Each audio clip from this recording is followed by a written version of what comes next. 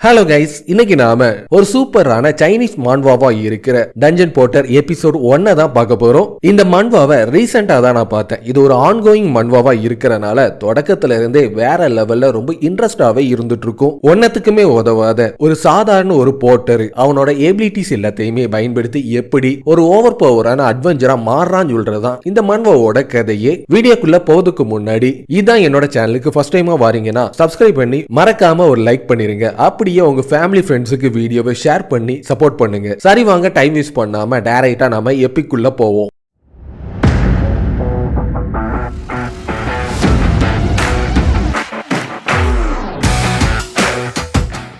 நம்ம இப்ப பார்க்க போற இந்த உலகத்துல அதிகமான டஞ்சன்ஸும் டஞ்சன்ஸ்ல இருக்கிற ஓவர் பவரான மான்ஸ்டர்ஸும் அங்க ஏற்கனவே கொட்டி கிடக்கிற ட்ரெஷரும் விதவிதமான ஹிடனான வெப்பன்ஸ் எல்லாமே இந்த டஞ்சன்ல அதிகமாவே நிரம்பி இருந்துட்டு இருக்கு. எந்த அட்வென்ச்சர் இந்த டஞ்சனை கிளியர் பண்றாங்களோ அவங்களுக்கு அவங்க வாழ்க்கையிலேயே எதிர்பார்க்காத அளவுக்கு அதிகமான செல்வங்களும் இந்த உலகத்துல இருக்கிற புகழ் எல்லாமே அவங்களுக்கு தேடி கிடைக்கும். ஆனா இந்த உலகத்துல யாரெல்லாம் தேர்ந்தெடுக்கப்படுறாங்களோ அவங்களால மட்டும்தான் அட்வென்ச்சர்ஸா மாற முடியும். நான் ஒரு ஓவர் பவர் அட்வென்ச்சரை பத்தி இருக்கிற கதையை சொல்ல போறது கிடையாது. ரொம்ப வீக்காவும் ஒன்னத்துக்குமே உதவாத ஒரு போர்ட்டரை பத்தி தான் நம்ம இப்போ பார்க்க போறோம். நம்ம ஹீரோவோட பேரு நாகி. அவன் ஒரு போர்ட்டரா இருந்துட்டு இருப்பான். அதுவும் போர்ட்டர்னு சொல்றவங்க இந்த உலகத்துல ரொம்ப லோ கிளாஸா இருக்கிற ஒயிட் லெவல்ல இருந்துட்டு இருப்பாங்க. அட்வென்ச்சரா இருக்கிற நாங்க எல்லாருமே வேகமா வந்துட்டோம். போர்ட்டரா இருக்கிற நீ எதுக்காக லேட்டா வந்திருக்க? மத்த போர்ட்டர் எல்லாருமே எங்க போனாங்க? நான் ஏற்கனவே போர்ட்டர் அசோசியேஷனுக்கு 50 கோல்டு காயின்ஸ் பேமெண்டான அட்வான்ஸ்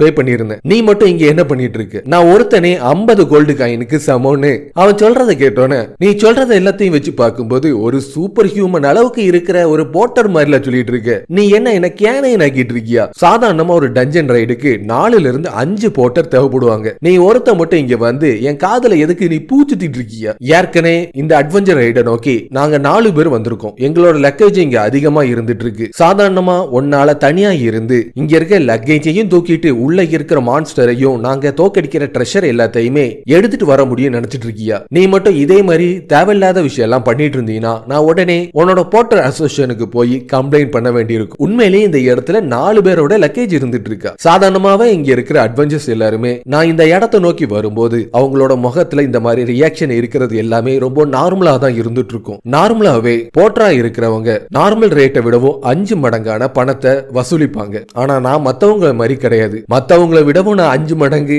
பணத்தை நான் வசூலிக்கிறது தான் என்னோட கேரக்டராவே இருந்துட்டு இருக்கு. இவங்களுக்கு எந்த விதமான எக்ஸ்பிளேஷனையும் கொடுத்து நான் போர் அடிக்க விரும்பல. டைரக்டா பிராக்டிகலாவே எல்லாத்தையும் நான் காட்டணும்னு ஆசைப்படுறேன்னு அவனோட மேஜிக்கல் பேக்கை ஓபன் பண்ணி அவங்க 4 பேரோட லக்கேஜையும் எடுத்து உள்ள வச்சு ஒண்ணுமே நடக்காத மாதிரி எந்த ஒரு வெயிட்டுமே இல்லாத மாதிரி சாதாரணமா ஒரு மூட்டையை தூக்குற மாதிரி அவன் தூக்கிட்டு இருக்கிறத பார்த்தோன்னே இங்க என்ன நடந்துச்சு? அது எப்படி நீ எல்லாத்தையுமே உன்னோட பேக்ல கொண்டு வந்து வச்ச? உனக்கு எந்த விதமான வெயிட்டும் இல்லையா? உண்மையிலே உன்னால இதை எப்படி பண்ண முடிஞ்சுன்னு அங்க இருக்கிறவங்க எல்லாருமே மொத்தமா ஷாக் ஆயிட்டு இருக்க. என்ன மன்னிச்சிருங்க, இது ஒரு யூனிக்கான பேக். மத்தவங்களால இதை யூஸ் பண்ணவே முடியாது. என்னால மட்டும் தான் யூஸ் பண்ண முடியும். என்ன நீங்க போர்ட்டரா யூஸ் பண்ணிருக்கீங்க. உங்களுக்கு நான் தேவையான எல்லா விதமான வேலையும் பார்க்கிறதுக்கு நான் தயாரா இருந்துட்டு இருக்கேன். எதுக்காக தேவையில்லாம நீங்க எல்லாருமே கத்திட்டு இருக்கீங்க? இவன் ஒரு சாதாரண போர்ட்டரா தானே இருந்துட்டு இருக்கான். மேஜிக் பேக்கா இருந்தாலும் என்ன, யூனிக் பேக்கா இருந்தா என்ன, அது ஒண்ணும் அந்த அளவுக்கு ஒத்துலாம் கிடையாது. நம்ம இப்ப எல்லாருமே ஒன்னா சேர்ந்து அட்வென்ச்சர் ரைடை நோக்கி போவதுக்கான டைம் வந்துட்டுன்னு அந்த டீமோட லீடரா இருக்கிற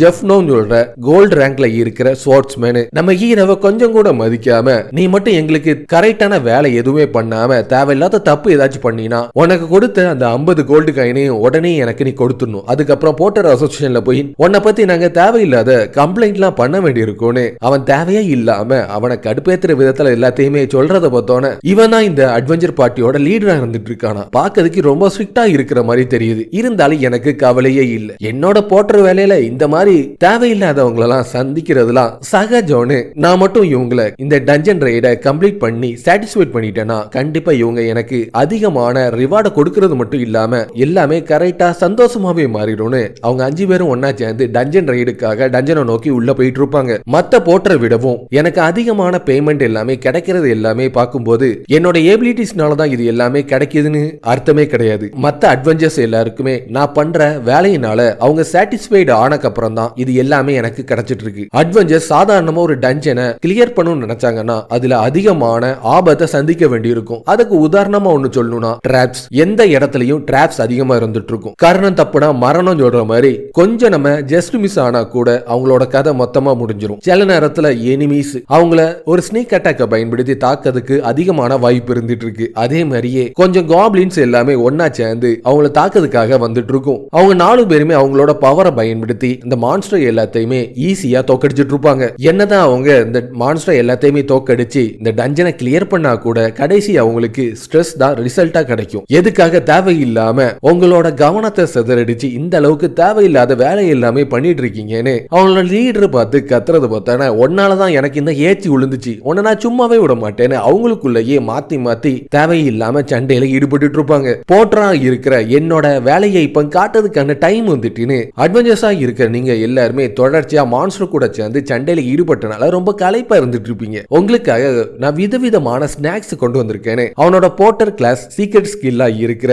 டஞ்சன் ரெஸ்டாரண்ட் அந்த இடத்துல ஓபன் பண்ணி அவனோட மேஜிக் பேக்ல இருக்கிற அதிகமான விதவிதமான ரகரகமான சாப்பாடு எல்லாத்தையுமே அந்த இடத்துல அடுக்கி வச்சிட்டு இருக்க. இந்த மாதிரி ஒரு டேஸ்டான சாப்பாடை என்னோட வாழ்க்கையில நான் சாப்பிட்டதே இல்லைன்னு அது வரைக்கும் ரொம்ப கோபத்தோட சண்டை போட்டவங்க எல்லாருமே அவனோட சாப்பாடை சாப்பிட்டு மெய் மறந்து அவனோட ஃபேனாவே மாறிட்டு இருப்பாங்க. அது மட்டும் இல்லாம அவங்க எல்லாரோட மூடையும் சேஞ்ச் பண்ற விதத்துல ஹாட் ஸ்பிரிங் பாத்தை எடுத்து அவங்களுக்கு கொடுத்துட்டு இருப்பான். இந்த உலகத்துல ஒரு குளிர் பிரதேசத்துல ஹாட் ஸ்பிரிங்ல குளிச்சா எந்த அளவுக்கு ஒரு சந்தோஷமா இருக்குமோ அந்த மாதிரி ஒரு சூப்பரான ஃபீலிங்ஸை எனக்கு கொடுத்துட்டு இருக்கு. ஆனா நான் எந்த விதமான வெக்கேஷனுக்கும் போகவே இல்லை. அப்படி இருந்தும் என்னால எப்படி இந்த அளவுக்கு சந்தோஷமா இருந்துட்டு இருக்கு. காய்ஸ், நீங்க என்ன வெக்கேஷனுக்கு வந்திருக்கீங்க? டஞ்சன் ரைடுக்கு வந்துட்டு தேவையே இல்லாம டிசிப்ளினே இல்லாம எதுக்காக தேவையில்லாம இந்த மாதிரி வேலை எல்லாம் பண்ணிட்டு இருக்கீங்கன்னு அது வரைக்கும் வாய்க்கிலேயே பேசின லீடருக்கு ஒரு ஹாட் ஸ்பிரிங் பாத்தை எடுத்து கொடுத்தோன்னே அவனோட மூடு மொத்தமா சேஞ்ச் ஆயிட்டு இருக்கும். கொஞ்ச நேரத்துக்கு முன்னாடி அசோசியேஷனை சேர்ந்தவங்க தேவையே இல்லாம ஒரு போட்டரை இந்த இடத்தை நோக்கி அனுப்பி எங்களை ஏமாத்திட்டாங்கன்னு நினைச்சு நான் தேவையில்லாத அவனை பத்தி ஏசிட்டு இருந்தேன். ஆனா அவனோட மேஜிக் பேக் எல்லாமே ரொம்பவும் அற்புதமா இருந்துட்டு இருக்கு. அது எங்களுக்கு தேவையான ஸ்நாக்ஸையும் அதிகமான ஹாட் ஸ்பிரிங்ஸையும் எங்களோட மூடு எல்லாத்தையுமே சேஞ்ச் பண்ற விதத்துல எல்லாமே அருமையா இருந்துட்டு இருக்கு. உதாரணமா சொல்லணும்னா நார்மலான போட்டரா இருக்கிறவங்க வாங்குறதை விடவும் 50 கோல்டு காயின் வாங்கிட்டு இருக்கான். இதுவும் பத்தாது, இதை விடவும் அதிகமான பணத்தை நம்ம கண்டிப்பா அவனுக்கு கொடுத்தே தீரணும்னு லீடரோட மைண்ட் எல்லாமே வேகமாவே சேஞ்ச் ஆயிட்டு இருக்கும். ஒரு டஞ்சன் போட்டரா இருக்கிறவங்க அட்வென்ச்சர்ஸுக்கு தேவையான மெட்டீரியல்ஸையும் அவங்கள கலெக்ட் பண்ற பாடிஸ் ட்ரெஷர் எல்லாத்தையுமே கலெக்ட் பண்ணி போறது வேலையில தான் ஈடுபட்டு. ஆனா நான் அந்த மாதிரி கிடையாது. அவங்க நல்லபடியா இந்த டஞ்சனை கிளியர் பண்ண வச்சு எல்லா விதமான ஹெல்ப்பையும் பண்ணதுக்காக தான் நான் ஒரு போட்டராவே இருந்துட்டு இருக்கேன். இதனாலதான் நான் 50 கோல்டு காயின்ஸை மத்தவங்களை விடவும் நான் கொஞ்சம் அதிகமாவே வாங்கிட்டு இருக்கேன். இப்போ இந்த ஹாட் ஸ்பிரிங் பாத்ல குளிச்சக்கு அப்புறம் என்னோட மைண்ட் எல்லாமே ரொம்பவும் சேஞ்ச் ஆகி ஒரு ஃப்ரெஷ்னஸ் கிடைச்சிட்டு அதுலயும் என்னோட எனர்ஜி எல்லாமே திருப்பியும் 100% அதிகரிச்ச மாதிரி எனக்கு ஃபீல் ஆகுது. இனி மான்ஸ்டர் என்ன பாஸ் மான்ஸ்டரே வந்தாலும்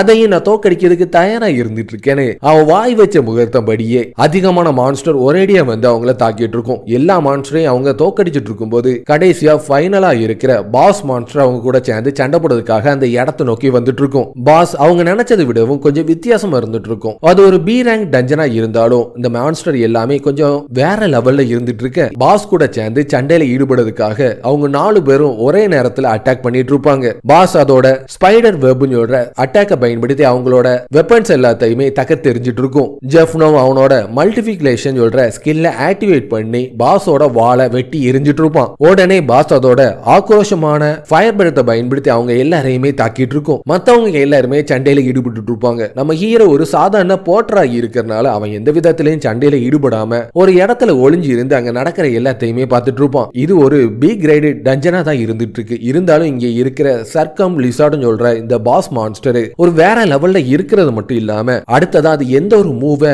யூஸ் பண்ண போகுதுன்னு தெரிஞ்சுக்கிறதே கொஞ்சம் கஷ்டமா இருந்துட்டு இருக்கு. ஏற்கனவே இவங்க எனர்ஜெட்டிக்கா இருக்கிறனால இந்த பாஸை தோக்கடிக்கிற சக்சஸ் ரேட் 80% மேல அதிகமாவே இருந்துட்டு இருக்கு. ஆனா அந்த 20% சாதாரணமா நம்ம விட்டுறவே முடியாது. ஒரு சின்ன ஃபெயிலியர்னால அட்வென்ச்சர் மட்டும் தோத்துட்டாங்கன்னா அங்க இருக்கிற போர்ட்டரோட கதை மொத்தமா முடிஞ்சிடும். அதனால நான் ஏதாச்சும் ஒரு சின்ன ஹெல்ப் நான் இவங்களுக்கு பண்ணியே ஆகும். இந்த அட்வென்ச்சர்ஸ் எல்லாருக்குமே அவங்க அட்டாக் பண்ற விதத்துல பாஸோட கவனத்தை கொஞ்சமா நான் திசை திருப்புறது மூலமா கண்டிப்பா 100% இதுல ஜெயிக்கிறதுக்கு அதிகமான வாய்ப்பு இருந்துட்டு இருக்கு. சாதாரணமா இந்த மாதிரி ஒரு எக்ஸ்பென்சிவான மெட்டீரியலை நான் அந்த அளவுக்கு யூஸ் பண்ணவே மாட்டேன். ஆனா இப்போ இந்த டஞ்சனை கிளியர் பண்ணிட்டு போறதுதான் என்னோட முக்கியமான ஆப்ஷனாவே இருந்துட்டு இருக்குன்னு ஸ்மோக் மஷ்ரூம ஒரு கயிறுல கட்டி வேகமா பாஸ் இருக்கிற இடத்தை நோக்கி தூக்கி எறிஞ்சிட்டு இருப்பான். அது கரெக்டா போய் பாஸோட முகத்துல போய் வெடிச்சு செதறிட்டு இருக்கும். பாஸ் கொஞ்சமா தூங்கக்கூடிய நிலைமைக்கு மாறத பார்த்தோன்னே அந்த சந்தர்ப்பத்தை பயன்படுத்தி அங்க இருக்கிற ஜெஃப்னோம் அவனோட ஃபுல் பவரையும் பயன்படுத்தி பாஸோட தலையிலேயே தாக்கி அதோட கதையை முடிச்சிட்டு இருப்பான். பாஸோட கதை முடிஞ்சனால இனிமேல் பாஸ்ட இருந்து கிடைக்கிற டிராப் ஐட்டம் எல்லாத்தையுமே கலெக்ட் பண்ணி அவங்க கண்டிப்பா ஒரு கோடீஸ்வரனா மாற போறேன்னு எல்லாருமே ரொம்ப சந்தோஷத்துல இருந்துட்டு இருப்பாங்க. ஆனா அவங்களோட சந்தோஷம் எல்லாமே கொஞ்ச நேரத்திலேயே தலைகீழா மாறிட்டு இருக்கும். அது ஒரு பி ரேங்க் டஞ்சனா இருக்கிறதுனால பாஸ் தோக்கடிச்சது மூலமா 20க்கும் அதிகமான மேஜிக் ஸ்டோன் எல்லாமே கிடைக்க போகுதுன்னு பார்த்தனா வெறும் 5 வகையான அதுவும் குப்பைக்கு சமமான மேஜிக் ஸ்டோன் எல்லாமே அவங்களுக்கு கிடைச்சிட்டு இருக்கும். ஸ்டார்டிங்ல காப்ளின் வந்து எங்களை தாக்கும் போது இந்த இடத்துல ஏதோ ஒண்ணு தப்பா இருந்துட்டு இருக்குன்னு எனக்கு கொஞ்சம் சந்தேகம் வந்துச்சு. அதே மாதிரியே இப்ப நடந்துட்டு இருக்கு. இவங்களோட ஃபுல் பவரையும் எஃபர்ட்டையும் அதிகமா உள்ள போட்டுதான் இந்த சண்டையில ஈடுபட்டாங்க. கடைசியில இவங்க 4 பேருக்குமே எந்த விதமான ரிவார்டும் கிடைக்காத வகையில ஒரு ஃபெயிலியர்ல தான் இது முடிஞ்சிருக்கு. இதே மாதிரி போச்சுன்னா கண்டிப்பா இவங்களுக்குள்ள சண்டை ஏற்பட்டு டைரக்டா சாவதுக்கும் அதிகமான வாய்ப்பு இருந்துட்டு இருக்கு. ஆனா இதனால எனக்கு எந்த ஒரு கவலையும் இல்ல. அட்வென்ச்சரா இருக்கிறவங்களோட வேலையே இதுதானே. போட்டரா இருக்கிறனா ஏற்கனவே ஃபிக்ஸ்டு பேயா என்னோட அமௌண்ட்டை நான் முன்னாடியே வாங்கிட்டனால எனக்கு எந்த ஒரு கவலையும் இல்ல. இப்ப இவங்களோட மூட கொஞ்சம் சேஞ்ச் பண்ணதுக்கான டைம் வந்துட்டுன்னு அவனோட மேஜிக் பேக்ல இருந்து 2 ட்ரிங்க்ஸ் வெளியே எடுத்து, கைஸ் நீங்க இன்னைக்கு டஞ்சனை நல்லபடியா கிளியர் பண்ணிருக்கீங்க, இதுக்காக நம்ம சந்தோஷமா ஒரு பார்ட்டி வச்சு கொண்டாடுறதுக்கான டைம் வந்துட்டுன்னு அவங்களோட மைண்டை சேஞ்ச் பண்ணதுக்கு அவன் தயாராயிட்டு இருப்பான். இன்னைக்கு உண்மையை சொல்லணும்னா நீ ஒரு போட்டரா இருந்து நீ எங்களுக்கு அதிகமான ஹெல்ப் பண்ணிருக்க. அதுலயும் நீ ஒரு ஸ்மோக் மஷ்ரூம் ஒன்னு தூக்கி பாமா மான்ஸ்டர் மேல தூக்கி போட்டனாலதான் பாஸை எங்களால தோக்கடிக்க முடிஞ்சிச்சு. ஒன்னே மாதிரி ஒருத்தனை இந்த டஞ்சன்ல நாங்க வச்சு மீட் பண்ணதை நினைச்சா எங்களுக்கு ரொம்ப சந்தோஷமா இருந்துட்டு இருக்கு. கைஸ் எதுக்காக நீங்க ரொம்ப என்ன பாராட்டிட்டீங்க? அந்த அளவுக்கு நான் பெருசா எதுவுமே பண்ணவே இல்லையேன்னு ரொம்ப சந்தோஷத்துல இருந்தவன் திடீர்னு அவனோட சந்தோஷம் எல்லாமே பறி போயிட்டு இருக்கும். என்னன்னு பார்த்தா ஒரு ஏரோ ஒண்ணு அவனை தாக்கிறதுக்காக நெருங்கி வந்துட்டு இருக்கும். ஜஸ்ட் மிஸ்ல அவன் அதுல இருந்து டாச் பண்ணிட்டு இருப்பான். இது வரைக்கும் அவன் நல்லவன் நினைச்சவங்க 4 பேருமே அப்பதான் கெட்டவங்களா மாறுறத அவன் கண்ணால பார்த்துட்டு இருப்பான். டஞ்சன் போட்டரை பொறுத்த வரைக்கும் ஒரு டஞ்சன் ரைடு நடக்கிற இடத்துல அவங்க இறந்துட்டாங்கன்னா அங்க உள்ள அட்வென்ச்சர்ஸ் சேர்ந்தவங்க மான்ஸ்டர்னால தான் அவங்க கொல்லப்பட்டாங்கன்னு சொல்லிட்டு அசோசியேஷனை நம்ப வைக்கிறது மூலமா பெருசா எந்த விதமான இன்வெஸ்டிகேஷன்லயும் ஈடுபட மாட்டாங்க. அது எல்லாத்தையுமே அப்படி நம்பி சாதாரணமா எல்லாத்தையுமே விட்டுருவாங்க. இங்க இருக்கிற 4 அட்வென்ச்சரோட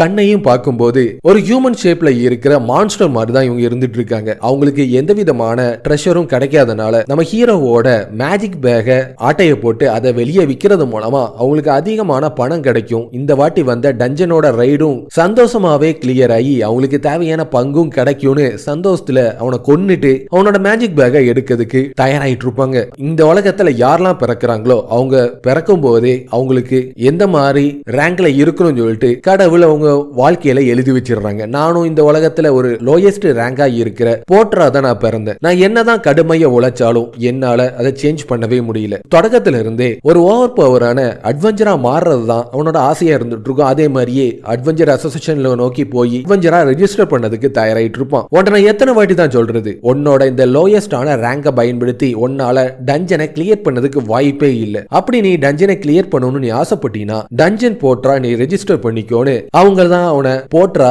நியமிச்சிருப்பாங்க. இந்த உலகம் என்ன அட்வென்ச்சரா மாறவே முடியாது, நான் கடைசி வரைக்கும் போட்டரா தான் இருக்கணும்னு தீர்மானிச்சுட்டு அவங்க என்னெல்லாம் நினைக்கலாம், ஆனா நான் நினைக்கிறது தானே நடக்கும்னு ஒருத்தன் அவனை தாக்கிறதுக்காக வந்துட்டு இருப்பான். அவனோட மேஜிக் பேக்ல இருந்து ஒரு ஸ்வாடை எடுத்து ஓங்கி அவனோட மூஞ்சிலேயே அடிச்சு அவனோட கதையை முடிச்சிட்டு இருக்க. அடுத்ததா பின்னாடி இருந்து ஒரு ஆரோவை பயன்படுத்தி தாக்கினவனோட போவை அவனோட ஆக்ஸை பயன்படுத்தி தாக்கி அழிச்சிட்டு இருப்பான். ஒருத்தனா தாக்கினதான பிரச்சனைன்னு 2 பேர் சேர்ந்து அவனை கொல்லதுக்காக கிட்ட நெருங்கி வந்துட்டு இருப்பாங்க. அவனோட மேஜிக் பேக்ல இருக்கிற அதிகமான வெப்பன்ஸ் எல்லாத்தையுமே பயன்படுத்தி அவனை தாக்க வந்த 2 அட்வென்ச்சரையும் தாக்கி சோழியை முடிச்சிட்டு இருப்பான். ஒரு சாதாரண போட்டரா இருக்கிறவன் 3 அட்வென்ச்சர்ஸ அசால்ட்டா தோக்கடிச்சிருக்கான். உண்மையிலேயே நீ யாருன்னு அவன் பார்த்து ஷாக் ஆயிட்டு இருக்க. நான் ஒரு சாதாரண டஞ்சன் போட்டுறதானு அவனோட கதையையும் முடிச்சிட்டு இருப்பான். இதோட இந்த எபிசோட் முடியுது. சோ கண்டிப்பா இந்த வீடியோ உங்களுக்கு பிடிச்சிருக்கும் நம்புறேன். அப்படி பிடிச்சிருந்துச்சுன்னா மறக்காம சேனலுக்கு சப்ஸ்கிரைப் பண்ணி ஒரு லைக் பண்ணிருங்க. அப்படி உங்க ஃபேமிலி ஃப்ரெண்ட்ஸுக்கு வீடியோ ஷேர் பண்ணி சப்போர்ட் பண்ணுங்க. அடுத்து ஒரு சூப்பரான வீடியோல சந்திப்போம். பை.